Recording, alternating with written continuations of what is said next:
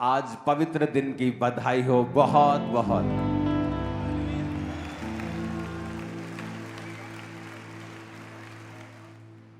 जिस तरह मूसा के समय में परमेश्वर ने कहा था कि आज रात जब तुम मेमने को खा लोगे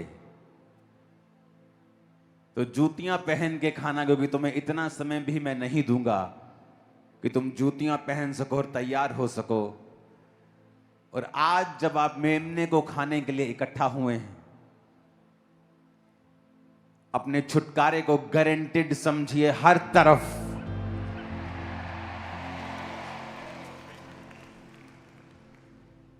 हर तरफ, वो आपका फाइनेंस हो, लाइफ हो,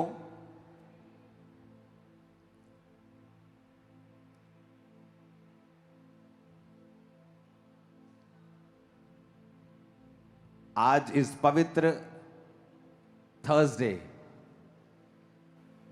जिस दिन प्रभु यीशु मसीह ने अपने चेलों के साथ भोज लिया था, और आज वो ग्रेस परमेश्वर ने हमें दी है कि हमें वो भोज हम सब मिलके ले सकें।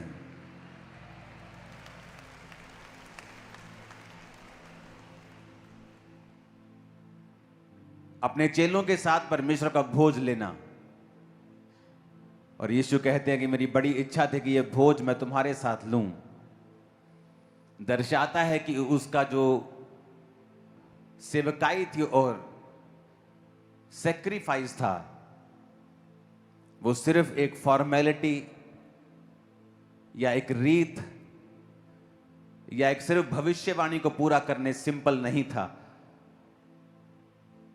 उसका भोज चेलों के साथ यह दर्शाता है कि वो हमसे और चेलों से बहुत दिल से अटैच था, उनसे प्यार करता था।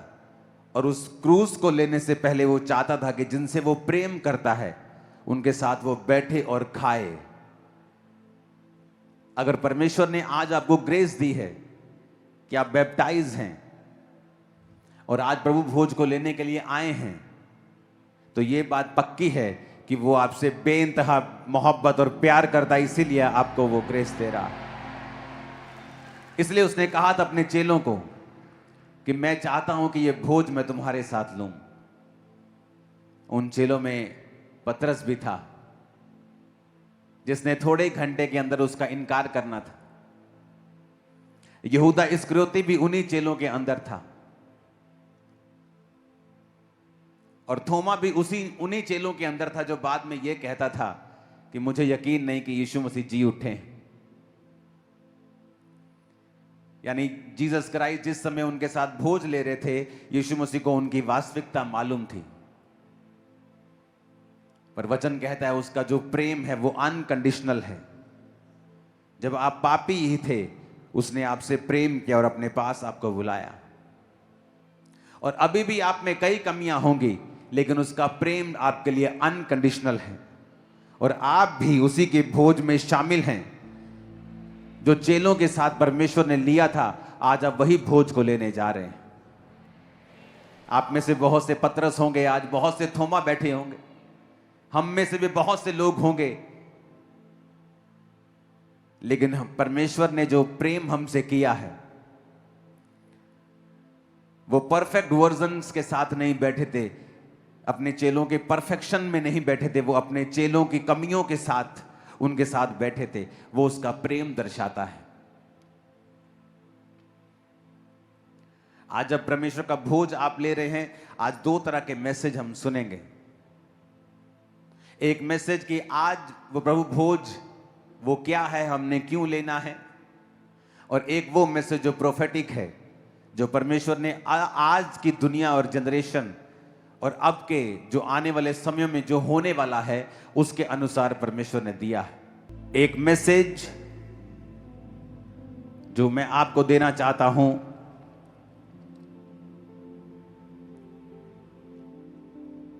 एक प्रोफेटिक जो दुनिया में हो रहा है, जो आपको 9 साल पहले बता दिया गया था, नाम लेकर कि ये देशों की फाइट होगी, चीजें खराब होंगी,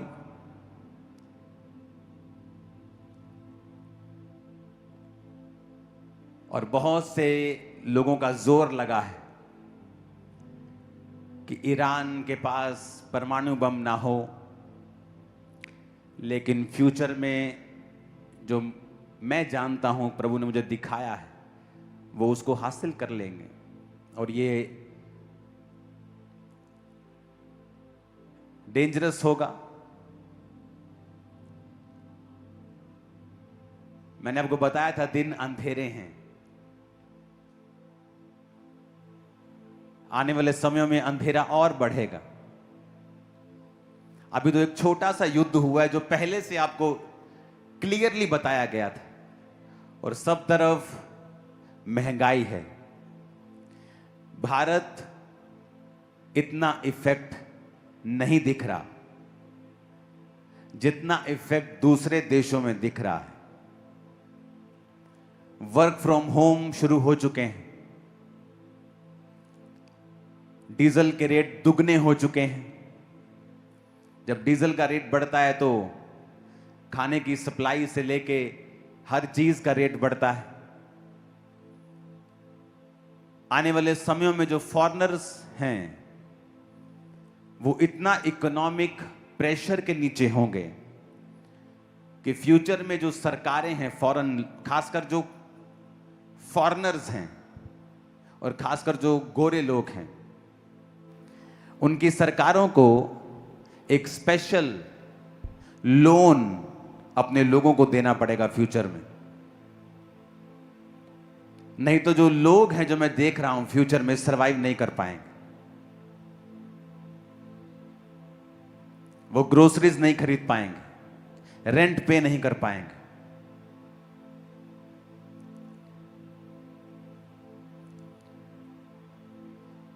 दूसरे देशों पर भी असर होगा, पर जिन देशों के बारे में बात कर रहा हूं उन पे असर वो बहुत ज्यादा होगा।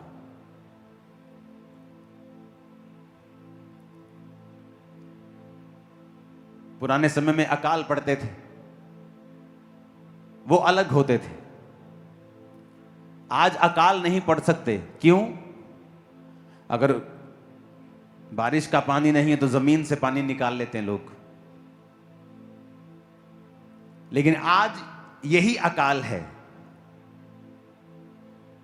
ये परिस्थितियां ही अकाल के जैसी चीजों को पैदा कर रही हैं। और सरकारों को स्पेशल लोन अपनी पब्लिक को देने होंगे, क्योंकि वो देख रही हैं वो सरवाइव नहीं कर पाएंगे।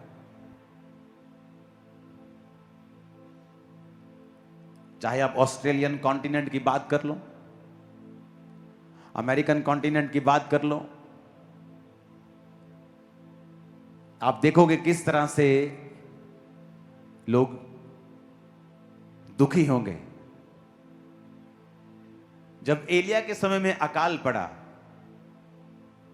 तो वचन कहता है वो विधवा के पास भेजा गया और उसने कहा, तेरे पास जो एक मुट्ठी आटा है, एक कुप्पी तेल है, इसका खाना मुझे खिला। और वचन कहता है जब उसने खिलाया ना तो उसका तेल खत्म हुआ ना मैदा खत्म हुआ। अब जो मैं आपसे कह रहा हूं, फ्यूचर में अगर आप चाहते हो कि आप सरवाइव कर पाओ, आपके बच्चे, आपका फाइनेंस, बिजनेस सरवाइव कर पाए, अपने बोने को उतना बढ़ाओ जितना आज तक आपने कभी बढ़ाया ना हो। मैं ये पर्सनल अप्लाई कर रहा हूं अपने बैंक अकाउंट के साथ और गिविंग के साथ, क्योंकि और कोई इसका हल नहीं है। जितने घर, जितने जेब, फाइनेंसेस गॉस्पल के साथ जुड़े हुए होंगे, उन पर इन मंदियों का कोई असर नहीं होगा। मैं आपको बता रहा हूं, और उन पर कोई असर नहीं होगा।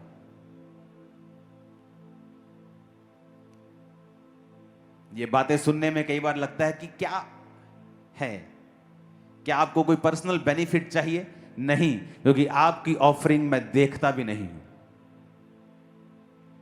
जिन लोगों को मेरी पर्सनल ब्लेसिंग से प्रॉब्लम है उनको रहे प्रॉब्लम, लेकिन वो ब्लेसिंग आपके चर्च के पैसे से मेरे पास नहीं आती। इसलिए अगर आप बो रहे हैं तो मैं भी बो रहा हूं, लेकिन इसके अलावा और कोई तरीका नहीं है फ्यूचर के लिए तैयार होने का। फास्टिंग करनी है, 40 फास्ट करनी है। बहुत दुखी हूं मैं 40 फास्ट भी कर रही हूं, मैं प्रेयर भी कर रही हूं। ऑपरेशन करवा के देख लिया सालों पहले, 5 साल पहले ये करवा के देख लिया, दवाइयां खा ली, 90 इंजेक्शन लगे, लेकिन इंस्ट्रक्शन सेवा कर। क्योंकि जो परमेश्वर की इंस्ट्रक्शन होती है वो बड़ी डिफरेंट होती है। अलीशा कहता है जा 7 डुबकियां मार ले। वो नाराज हो गया, कहता मैंने तो ये स्टोरी सुनी है कि मैन ऑफ गॉड बाहर आके हाथ रखेंगे सिर के ऊपर, पर ये तो मिले भी नहीं, हेलो हाय भी नहीं की, चाय का कप नहीं पूछा, अंदर से भी खुद भी नहीं आए, किसी को भेज दिया। रास्ते में गुस्सा करके जा रहा है। उसका नौकर समझदार था, कहता अगर कोई तुझे वो बड़ी कठिन बात कहता तू ना करता। तो उसने कहा ही क्या है, 7 डुबकियां मारनी है, मार लेते हैं, क्या जाता है। और 7 डुबकी जब 7वीं लगी तो बच्चे के जैसा शरीर हो गया। वापिस आया, भागा, ये भेंट ले ले, ये ले ले। उसने कहा नहीं।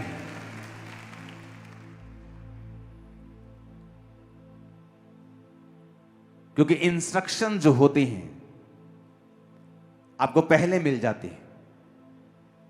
एक समय था आप चर्च अटेंड नहीं करते, प्रार्थना थोड़ा बहुत नहीं करते थे, चलता था। एक समय आ गया कोविड के टाइम कि आपको पूरी तरह से परमेश्वर में जुड़ना है। अब फ्यूचर में वो समय है कि जो फैमिलीज टाइदिंग में नहीं हैं, बोने में नहीं हैं, सेवा में नहीं हैं, उनको सो मेनी ट्रबल्स का सामना करना पड़ेगा, क्योंकि आने वाला माहौल मुश्किल है, हार्ड है, वेरी हार्ड। और अभी पहले हम कछुए की चाल से उस हार्डनेस की तरफ जा रहे थे, और अब हमारी चाल थोड़ी तेज हो गई। लोग जल्दी दुखी हो जाएंगे। अब पहले वो धीरे धीरे जा रहा था वो माहौल, लेकिन अब जल्दी जल्दी हो जाएगा, क्योंकि वो समय जल्दी जल्दी अब आना शुरू हो जाएगा। और जो सेवक जो सेवा में होंगे, जो टाइट दे रहे हैं, प्रार्थना कर रहे हैं, पवित्रताई में हैं, पर वो देखेंगे कि इतने बुरे माहौल के बावजूद भी परमेश्वर आपको निकाल रहा है, रास्ते साफ कर रहा है। आप दूसरों की तरह सफर नहीं कर रहे हैं, क्योंकि बाद में पछताना, जबकि पहले ही आपको तैयार कर दिया गया है कि ऐसा आपके साथ और इस दुनिया के साथ होगा। और मैं आपको कई चीजें बताता हूं, कई चीजें प्रार्थना के साथ चेंज हो जाती हैं।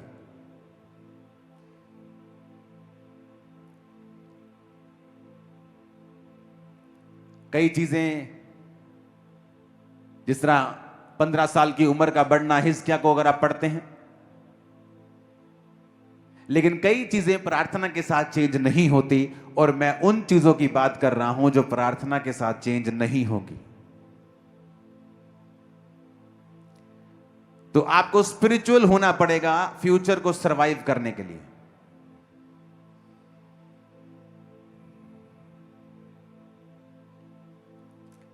फूड बहुत बड़ी प्रॉब्लम होगी, तो उस फ्यूचर को सरवाइव करने के लिए अपनी लाइफ को इकट्ठा करें,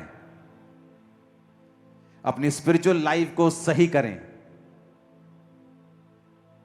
क्योंकि दुनिया बहुत तेजी के साथ जा रही है। अब ये फास्ट है। अब ऐसे चीजें बदल जाएंगी, सेकंड्स, मिनट्स, सडनली एक घटना होगी और उसके बाद तो पूरी तरह से बदल जाएंगी, और वो घटना न्यूक्लियर बम के साथ जुड़ी हुई है। प्रार्थनाओं में रहना है। सब बोलो आमीन। आज के वचन के लिए अपने हाथों को उठाओ और एक वचन की लिस्ट को मैं कहता हूं आप पढ़ें और आप उसे नोट करें और उन सभी वचनों को आप घर जाकर पढ़ेंगे। उन वचनों को हम पढ़ेंगे और उनकी लिस्ट को हम नोट करेंगे। अध्याय 29, 38 से लेकर 42 आयत तक, गिनती की पुस्तक 28 बाब 3 से 8 तक, इब्रानियों की पुस्तक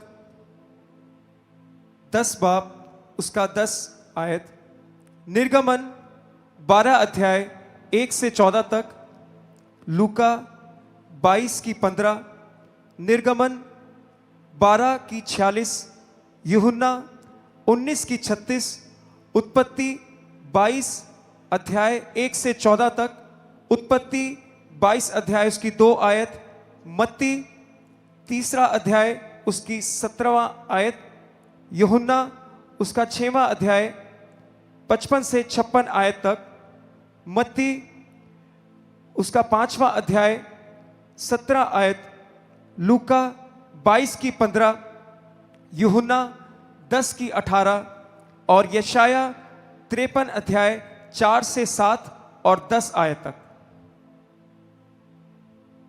एक बार फिर से बोल दो ताकि सब नोट कर लें। निर्गमन 29 उसका 38 से 42 तक, गिनती उसकी 28 से 3 से 8 तक, इब्रानियों उसका 10 अध्याय 10वीं आयत, निर्गमन 12 अध्याय 1 से 14 तक, लूका 22 अध्याय उसकी 15वीं आयत, निर्गमन 12 अध्याय 46 आयत, यूहन्ना 19 की 36, उत्पत्ति 22 1 से 14 तक, उत्पत्ति 22 उसका 2 आयत, मत्ती 3 अध्याय उसकी 17 आयत, यूहन्ना 6वां अध्याय 55 से 56 आयत तक, मत्ती 5 और उसकी 17 आयत, लूका 22 की 15, यूहन्ना 10 की 18 और यशाया 53 4 से 7 और 10 आयत तक। सब कहो आमीन।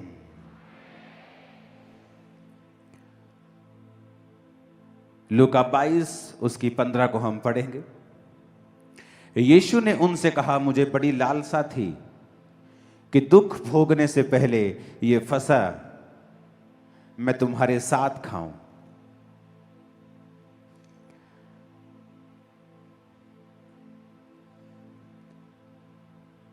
निर्गमन 29 उसकी 38 से 42 आयत को हम पढ़ेंगे।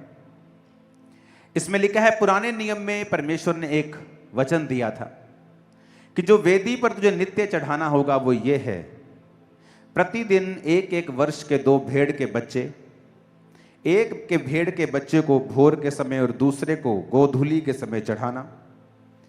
पहले भेड़ के बच्चे को संगहीन की चौथाई कूट के निकाले हुए तेल से सना हुआ एपा का 10वां भाग मैदे के साथ और अर्ध के लिए हीन की चौथाई दाख मधु के साथ चढ़ाना। तो पुराने नियम में परमेश्वर ने कहा था जब तुम भेड़ के बच्चे को चढ़ाना तो उसको मैदे के साथ चढ़ाना और दाख मधु या दाख रस आप बोल सकते हैं उसके साथ चढ़ाना।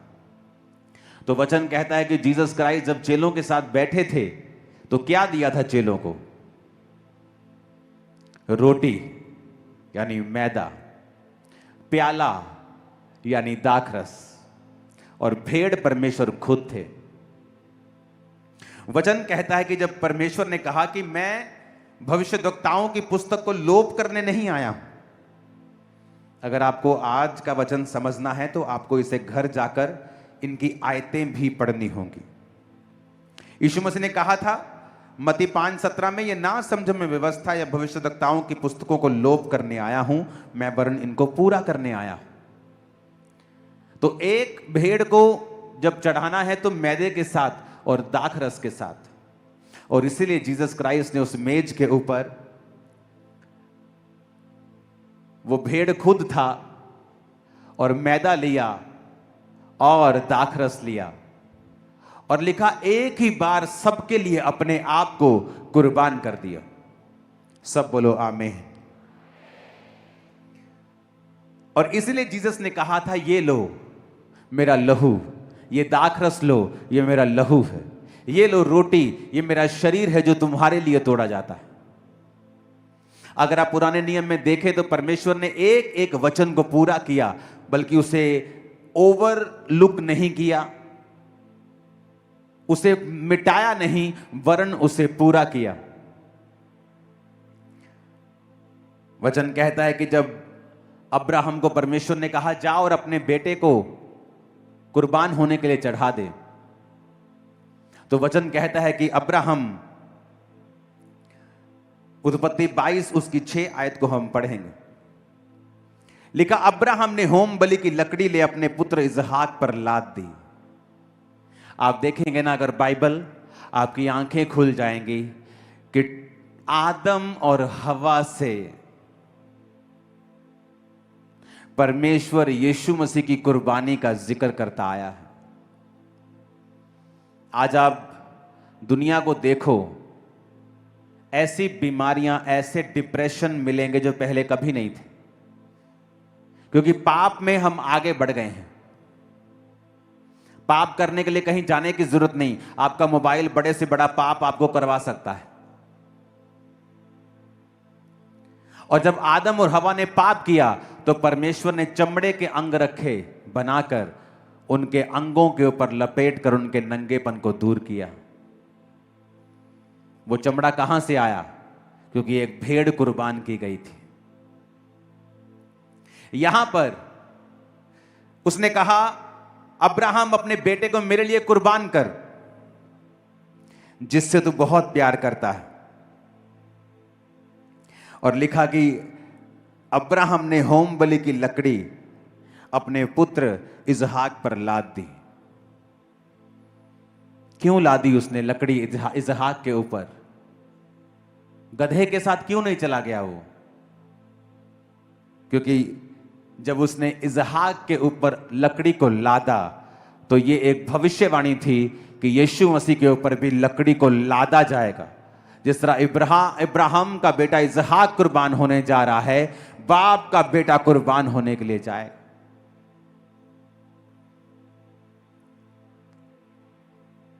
तो इसहाक के ऊपर लकड़ी इसलिए लाद दी गई थी क्योंकि वो एक सिंबॉलिक क्रॉस था, जो परमेश्वर बता रहा था कि मेरा बेटा तुम लोगों के लिए उठाएगा।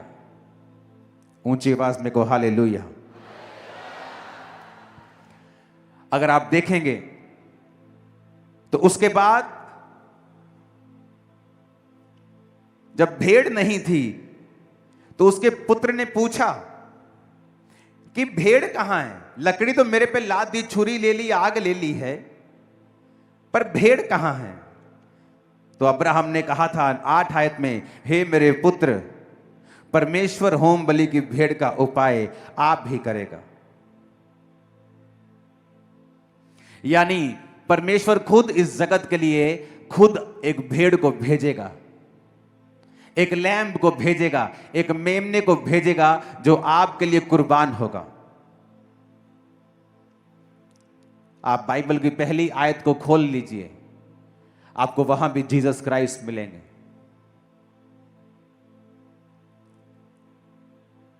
जहां पर गॉड का जिक्र है वो प्लूरल फॉर्म में है, यानी वहां सिर्फ यहोवा परमेश्वर ही नहीं, वहां प्रभु यीशु भी थे और पवित्र आत्मा भी थी।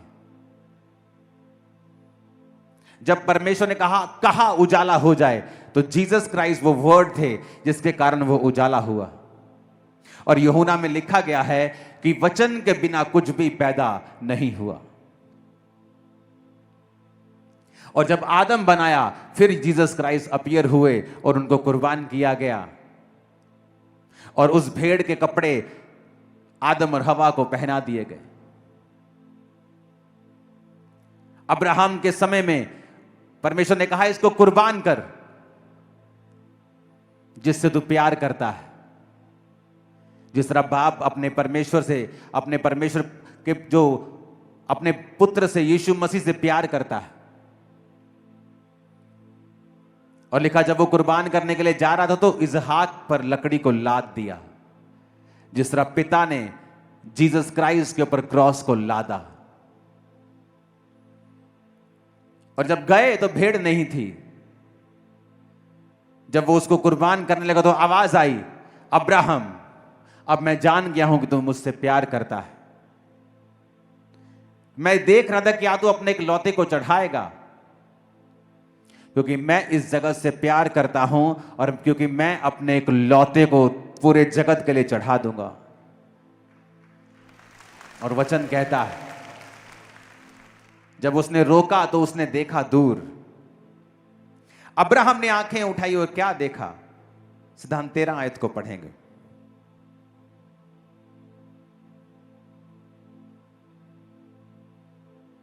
उत्पत्ति 22 उसकी 13।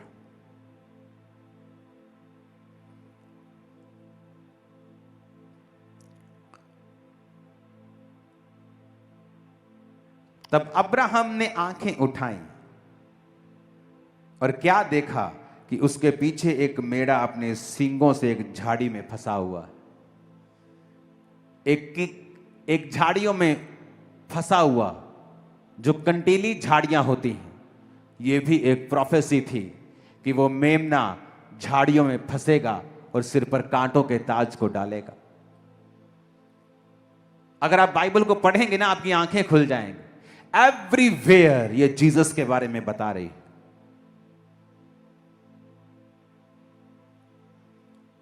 उन झाड़ियों के अंदर उसके सींग फंसे थे। आप सिंपल झाड़ियां, जो प्लेन झाड़ियां होती है, उसमें कोई फंसता नहीं है, लेकिन वो कांटेदार कंटीली झाड़ियां जिसमें फंसा हुआ था। जिस तरह जीसस के सिर के ऊपर जब आप देखते हो कांटों का ताज डाला गया था। ऊंची आवाज में कहो हालेलुया। ये एक मैसेज था कि एक लौता बेटा, जिस तरह तूने चढ़ाया है, मैं जान गया हूं तू मुझसे प्यार करता है, मैं भी अपने एक लौते को दुनिया के लिए चढ़ाऊंगा और ये लोग जान जाएंगे मैं उनसे प्यार करता हूं। आज कैसे मिरेकल्स हो रहे हैं? क्यों हो रहे हैं? क्योंकि मैंने प्रेयर की? नहीं, क्योंकि यीशु मसीह ने कोड़े खाए हैं, कांटों का ताज पहना है, कुर्बान हुआ है। ऊंची आवाज में कहो हालेलुया। जबकि उस भेड़ को मैदे के साथ और दाखरस के साथ चढ़ाना था, तो इसलिए परमेश्वर ने एक हाथ में रोटी ली और एक हाथ में दाखरस लिया। वो तो दिखा रहा था कि शुरू से जो पिता तुमको करने के लिए कह रहा था उसमें मैं था। अब तुम्हें भेड़ों को कुर्बान करने की जरूरत नहीं, अब मैं आ गया हूं। अब एक ही बार के लिए मैं कुर्बान होऊंगा और सबके लिए कुर्बान होऊंगा। तुम्हारी पाप बलि भी मैं हूं, तुम्हारी होम बलि भी मैं हूं, तुम्हारी मेल बलि भी मैं हूं। सब तरह की बलियों को मेरे अंदर तुम देखो और अब मैं तुम्हारे लिए कुर्बान होगा। और जो कोई इस कुर्बानी को स्वीकार करेगा उसके पाप माफ होंगे और उसका शरीर चंगा होगा। और पाप सबसे बड़ी बीमारी है इस दुनिया की राइट नाउ, पहले भी थी। ऊंची आवाज में कहो हालेलुया। अगर आप बाइबल को पढ़ेंगे निर्गमन 12 उसकी 1 से 14 आयत को, तो परमेश्वर ने उसमें भी जब इजराइलियों को छुड़ाना था तो कहा था,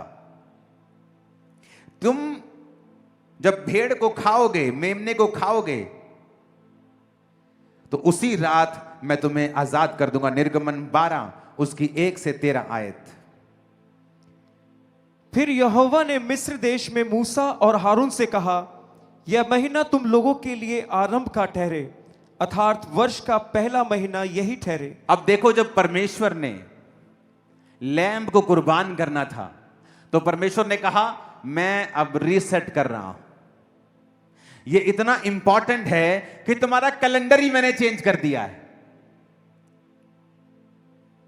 क्योंकि यहोवा पिता कि दिमाग में दो ही चीजें थी, एक आप और एक यीशु मसीह। और वो सब कुछ करता आया आपके इर्द गिर्द और यीशु मसीह के साथ। यीशु मसीह 2000 साल पहले आए, लेकिन अगर आप बाइबल में पढ़ेंगे वो पहली लाइन से आपको वहां मिलेंगे, पढ़ेंगे उसको। फिर यहोवा ने मिस्र देश में मूसा और हारून से कहा, यह महीना तुम लोगों के लिए आरंभ का ठहरे। Calendar change. अपने पड़ोसी को बोलो कैलेंडर चेंज हो गया। ऊंची आवाज में कहो, बोलो कैलेंडर चेंज, क्योंकि यह बहुत इंपॉर्टेंट एक घटना थी। आमीन। बोलो कैलेंडर चेंज हो गया। पढ़ेंगे आगे। अर्थात वर्ष का पहला महीना यही ठहरे। इज़राइल की सारी मंडली से इस प्रकार कहो, इसी महीने के 10वें दिन को तुम अपने अपने पितरों के घरानों के अनुसार घराने पीछे एक एक मेमना ले रखो। और यदि किसी घराने में एक मेमने के खाने के लिए मनुष्य कम हो, तो वह अपने सबसे निकट रहने वाले पड़ोसी के साथ प्राणियों की गिनती के अनुसार एक मेमना ले रखें। और तुम हर एक के खाने के अनुसार मेमने का हिसाब करना। तुम्हारा मेमना निर्दोष और 1 वर्ष का नर हो, और उसे चाहे भेड़ों में से लेना चाहे बकरियों में से, और इस महीने के 14वें दिन तक उसे रख छोड़ना। और उस दिन गोधूली के उसने कहा तुम्हारा मेमना निर्दोष हो। और वचन कहता है कि जीसस क्राइस्ट निष्कलंक मेमना था परमेश्वर का। और जहां जहां यीशु मसीह का जिक्र आएगा वहां आपको छुटकारा दिखेगा, आस दिखेगी, अंधे को आंखें दिखेंगी। और परमेश्वर ने कहा, आगे पढ़ेंगे, तब वे उसके लहू में से कुछ लेकर जिन घरों में मेमने को खाएंगे उनके द्वार के दोनों अलंगों और चौखट के सिर पर लगाएं। और वे उसके कहता सिर्फ उसे कुर्बान ही नहीं करना है, उसके लहू को अप्लाई करना है। सिर्फ कुर्बान नहीं करना कि गला काटा खत्म। कहता उसका लहू लेना है और अपने द्वारों के ऊपर लगाना है। कि जीसस की कुर्बानी को सिर्फ देखना ही नहीं है, उसे पर्सनलाइज करना है, उसके लहू को अपने जीवन पे लगाना है, स्वीकार करना है, अपने पापों की क्षमा को मांगना है। हां। और वे उसके मांस को उसी रात आग में भूंजकर अखमीरी रोटी और कड़वे साग पात के साथ खाएं। कड़वे साग पात के साथ खाना है। वो सताव कड़वा साग पात है। जब तुम यीशु को मानते हो, वो बाप जब गाली देता है वो कड़वा साग पात है। जब सरपंच बोलता है, भैन जी ब्याह ते नहीं होना, असी भांडे वखरे कर देने, तो भांडे भी नहीं मिलने, ये कड़वा साग पात है। अगर जीसस को खाना है तो कड़वे साग पात के साथ खाना। अगर कड़वे साग पात के साथ नहीं खाओगे तो तुमने वचन तोड़ा है ना जी। ही तो बहुत चलाक हां, साडे तां पिंड च पता ही नहीं लगता ही यीशु नूं मनदे आ। असीं विरोध नहीं होण देईदा अपना, असीं दसदे ही वांडे चलने आ, असीं तां मासी को चलने, भूआ को चलने आ। असीं हिसाब नाल चलीदा, दिमाग बहुत है साडे च। और परमेश्वर ने कहा जब तुम मेमने को खाना तो कड़वा साग पात लेकर खाना, आग में भूज कर खाना। और लिखा उसकी हड्डी ना तोड़ना। अगर आप इसकी 46 आयत को जाएंगे तो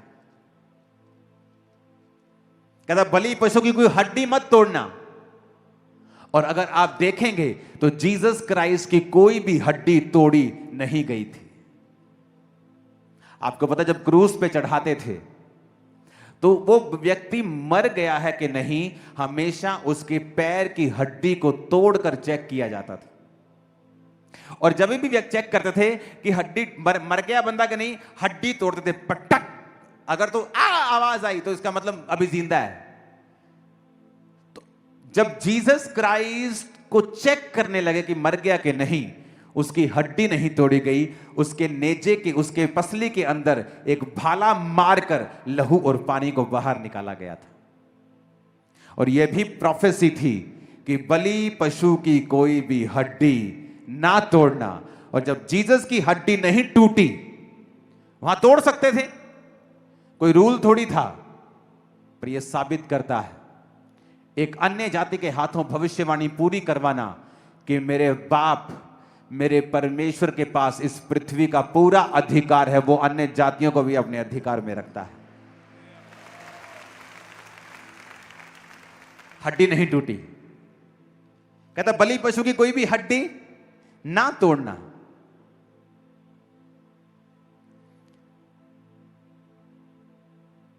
और कहता इसे पूरे घराने के लोग इसे बलिदान करें और सब मिलके इसे खाएं। ऊंची आवाज में कहो हालेलुया।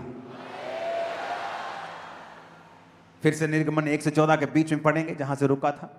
उसको सिर, पैर और अंतड़ियों समेत आग में भूंजकर खाना, कच्चा या जल में कुछ भी पकाकर न खाना, और उसमें से कुछ भी सवेरे तक न रहने देना, और यदि कुछ सवेरे तक रह भी जाए तो उसे आग में जला देना। और उसके खाने की यह विधि है, कमर बांधे, पांव में जूती पहने और हाथ में लाठी लिए हुए उसे फुर्ती से खाना, वह तो यहोवा का पर्व होगा। आमीन। कमर बांधे, क्योंकि जहां जीसस क्राइस्ट को आप इज्जत देंगे, उसके वचन को पूरा करेंगे, परमेश्वर कहता वो रात तुम्हारे छुटकारे की रात होगी।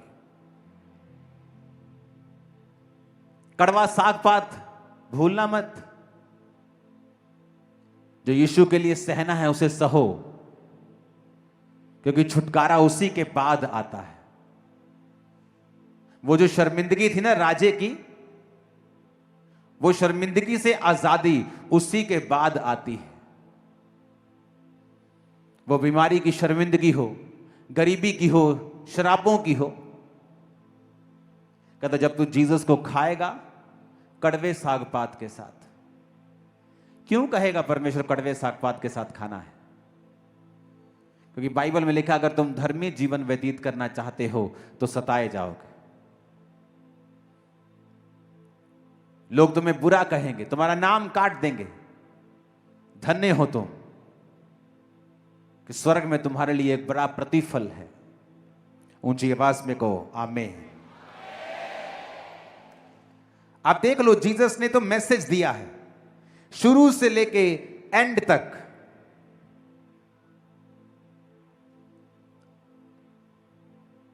कि मैं ही हूं शुरू से, बीच में, 2000 साल पहले और अब भी मैं ही हूं। आप प्रभु भोज को लेंगे, कमर बांधे, सच्चाई से अपनी कमर कसनी। आगे, क्योंकि उस रात को मैं मिस्र देश के बीच कमर में बांधे को फिर से पढ़ेंगे। उसे खाने की यह विधि है, कमर बांधे, पांव में जूती पहने, मेल की तैयारी के, गॉस्पल के जूते। आगे, और हाथ में लाठी लिए हुए उसे फुर्ती से खाना। वचन को हाथ में रखना है और फुर्ती से खाना है, जूतियां पहन के खाना है। परमेश्वर आपको आपका लाइफस्टाइल दे रहा है कि क्या करना है आप लोगों ने, और कैसे आप अपनी लाइफ में छुटकारे को ले सकते हैं। जीसस ने आपके लिए क्या किया है। आज प्रभु भोज आप लेंगे मेरे साथ, कि प्रभु तूने कहा था जो मुझे खाएगा, यूहन्ना 6 उसकी 55 और 56 आयत, क्योंकि मेरा मांस वास्तव में खाने की वस्तु और मेरा लहू वास्तव में पीने की वस्तु। जो मेरा मांस खाता और लहू पीता वो मुझ में स्थिर बना रहता है और मैं उसमें। ऊंची आवाज में कहो आमीन। आपको समझ आ रहा है जो मैंने आपको समझाया है? आज बहुत लंबा वचन थे, इस शुरू से लेकर एंड तक। मेमने को चढ़ाना तो मैदा लेके आना और दाखरस लेके आना, और जीसस भी एंड में दाखरस और मैदे के साथ। और मेमना वो खुद है।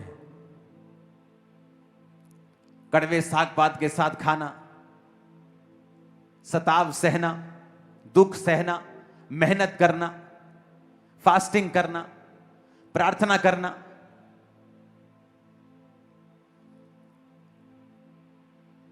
इसहाक के ऊपर लकड़ी को लादना, क्रॉस को लादना, मेमने का उस झाड़ी में फंसे होना, जीसस क्राइस्ट का उस कीलों के ताज को पहनना, फिर उस मेमने का कुर्बान करना, यानी जीसस का कुर्बान होना।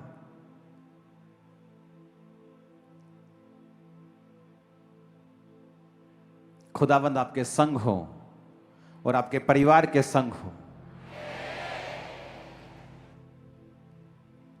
अपने पड़ोसी को बोलो, जब मेमने को खाना, कड़वे साग पात के साथ खाना। क्रिश्चियनिटी में दुखों को उठाना, इसे आसान मत बनाना। आमीन। वो आपको विक्ट्रीज देगा, जय जय देगा, आशीषित करेगा, लेकिन इसका मतलब यह नहीं कि वो कड़वा साग पात आपकी लाइफ से निकाल दिया जाएगा। वो सबको खाना है। अगर आप क्रिश्चियन हैं रियल वाले, तो आपको खाना है। शुरू से लेके अब तक पूरी बाइबल जीसस क्राइस्ट और उसकी कुर्बानी के बारे में ही बताती आई है। वो चाहे आदम हवा में हो, अब्राहम के टाइम हो, पुराने नियम में हो, वो यीशु मसीह के बारे में ही बताती आई है। जो लोग आज प्रभु यीशु मसीह को ग्रहण करते हैं, उसके लहू से अपने पापों को धोते हैं, उसको अपना उद्धारकर्ता ग्रहण करते हैं, फिर उस मेमने को खाते हैं, आप वो जीवन जियोगे जो आपके वंशों ने नहीं जिया है। वो छुटकारा होगा जो लोग चाहते हैं लेकिन पास नहीं, आपके पास होगा। आमीन, आमीन।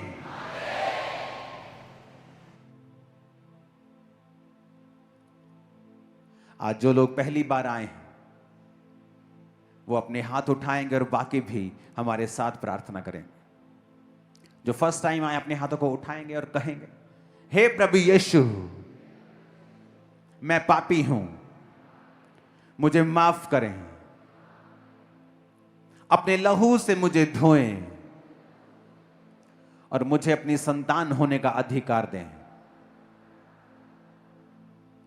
मैं विश्वास करता हूं आप मेरे लिए मारे गए, गाड़े गए और तीसरे दिन मुर्दों में से जी उठे।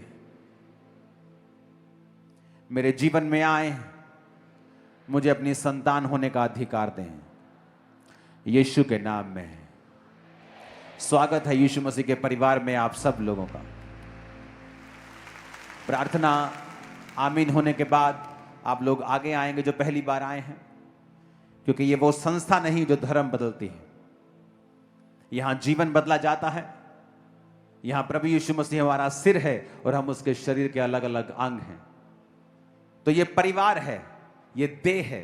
यीशु मसीह के देह में, उसके परिवार में, जहां का प्रेसिडेंट, जहां का प्रधान प्रभु यीशु है, मैं आप सबका स्वागत करता हूं। जो लोग प्रभु को अपना जीवन दे चुके हैं वो आगे आएंगे, प्रार्थना करेंगे एंड में, और एक एक छोटा छोटा गिफ्ट आपको दिया जाएगा। प्रार्थना पत्र, कैसे प्रार्थना करनी है गाइड करेगी टीम आपको। अपने हाथों को उठाओ और सब जन खड़े हो जाओ।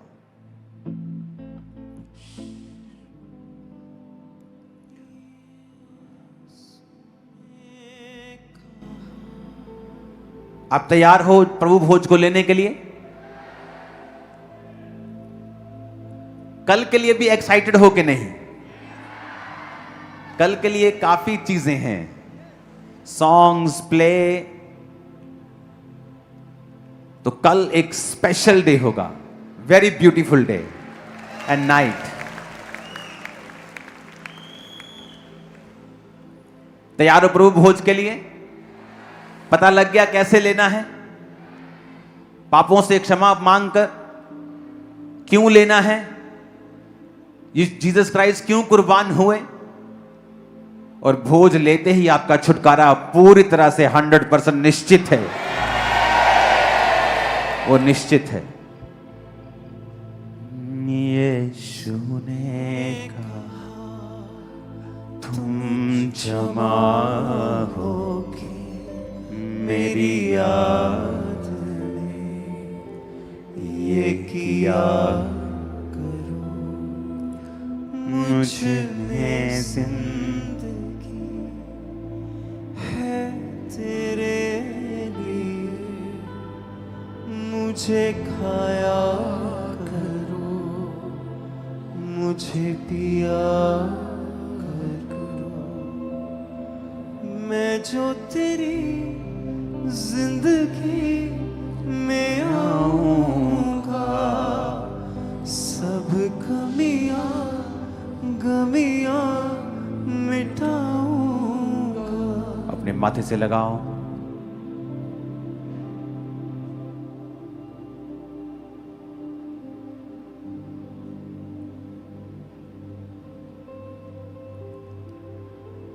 प्रभु यीशु उत्पत्ति से लेके प्रकाशित वाक्य तक तू ही है खुदावन। बाप ने तो पहले दिन से ही तेरी उपस्थिति के बारे में बताया था,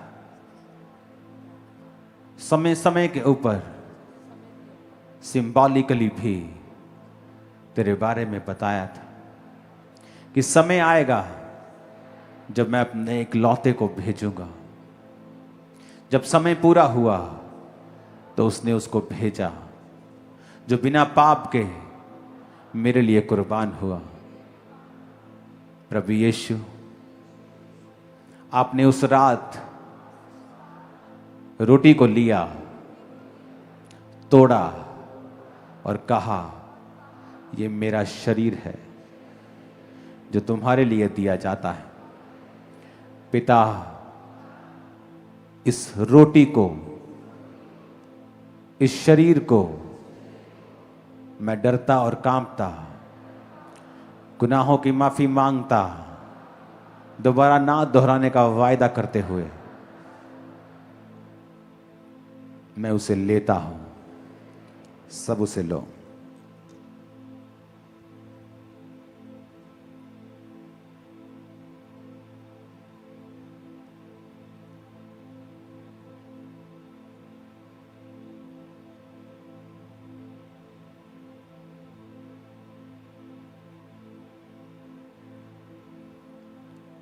उस जूस की बोतल को खोलो। पिता, ये जूस था, अब नहीं, अब ये तेरे बेटे का लहू है जो मेरे लिए बहाया गया। यीशु ने कहा तुम जमा होके मेरी याद में ये किया करो, मुझे में जिंदगी। उस लहू को कहो ये मेरे लिए बहा। मैं अपने गुनाहों के लिए क्षमा मांगता हुआ और जितने भी गुनाह अपने संगी भाइयों के जीवन मेरे से हुए उसकी क्षमा मांगते हुए, सब विश्वासी याद रखो, अगर आप अपनी आशीष को किसी विश्वासी को शर्मिंदा करने के लिए इस्तेमाल करते हैं तो आप यीशु मसीह के देह के अपराधी हैं और आप बीमार होंगे। कहो, परमेश्वर, मैं इस लहू को लेता हूं, सबको माफ करके सब उसे लेंगे।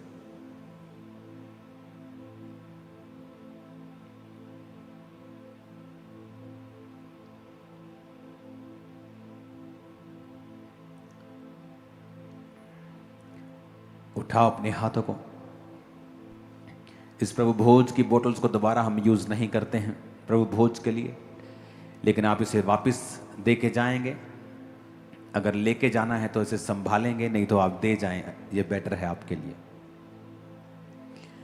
Thank you Jesus.